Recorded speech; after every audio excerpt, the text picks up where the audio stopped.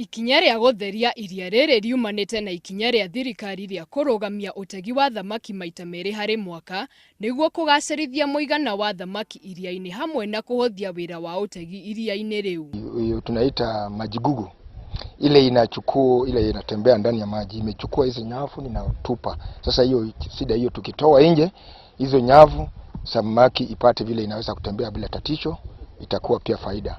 Ofitha wa rũhonge rwa utegi wa thamaki kaunti-inĩ ya Naikuru Nicholas Kagundu oigĩte atĩ kũnyiha gwa thamaki iria-inĩ rĩrĩ gũcũngĩrĩirwo nĩ utegi wa kahinda karaya na kũhũthĩrwo kwa neti citarĩ njĩtĩkĩre kĩwatho.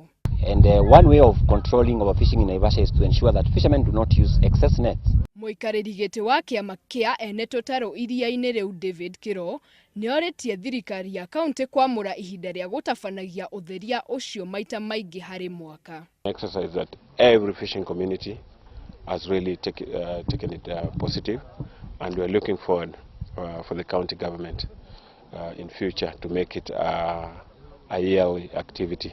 Muthuthuria umwe kuma rũhonge rwa Kemfrey James Last nĩatũgĩirie mĩhang'o ĩyo akiuga atĩ thĩna mũnene ũrĩa ũgũmĩire iria rĩa Naivasha nĩ ria rĩrĩa rĩthiũrũrũkĩirie maĩ.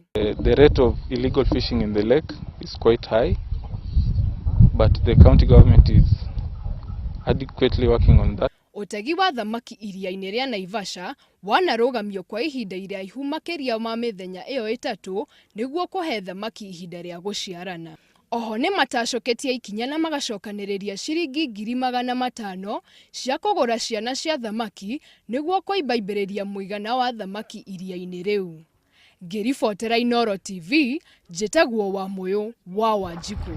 We don't know. We got the license this morning. No.